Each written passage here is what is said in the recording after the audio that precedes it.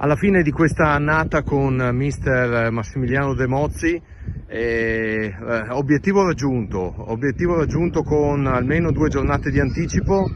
È stata un'annata difficile, potevamo avere sicuramente qualche punto in più, però sicuramente è stata un'annata positiva.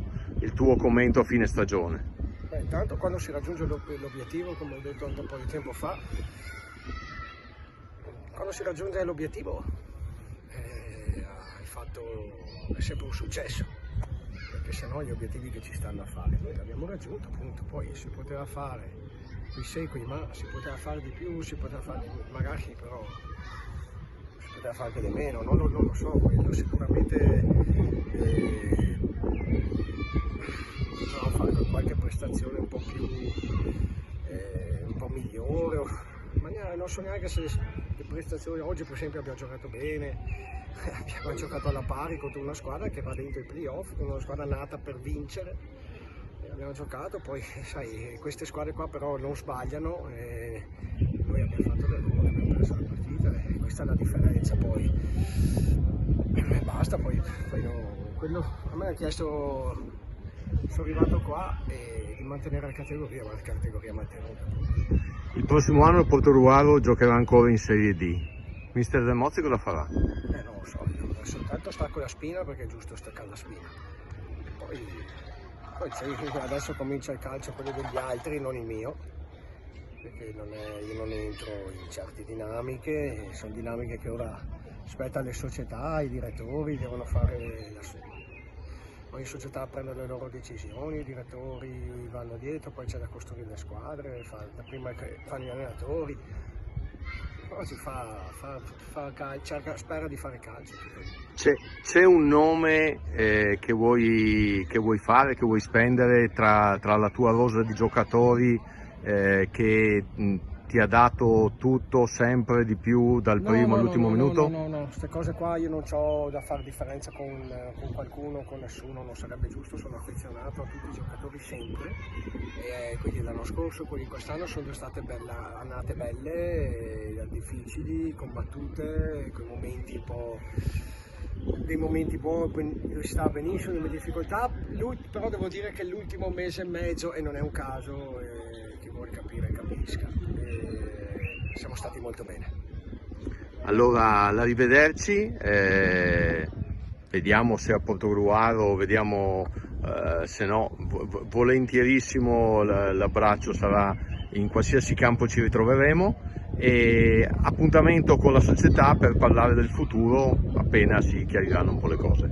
Sì, poi questo ripeto, la società di Portogallo, come le altre società, fanno i loro bilanci, io sono un uomo di calcio, se mi chiamano a fare calcio io sono ben contento. Grazie della tua stagione al Portogallo Calcio, mister De Mozzi, grazie. Ciao. Allora, Emanuele Nonis, nostro direttore sportivo, al termine di un'annata che ci ha visto raggiungere la salvezza con 2 giornate di anticipo, e dopo oggi ultima di campionato a Mestre, complimenti anche a Mestre che ha raggiunto i playoff, scusate, e complimenti anche al Dolomiti Bellunesi che ha vinto il campionato. Bilancio di questa stagione, Emanuele?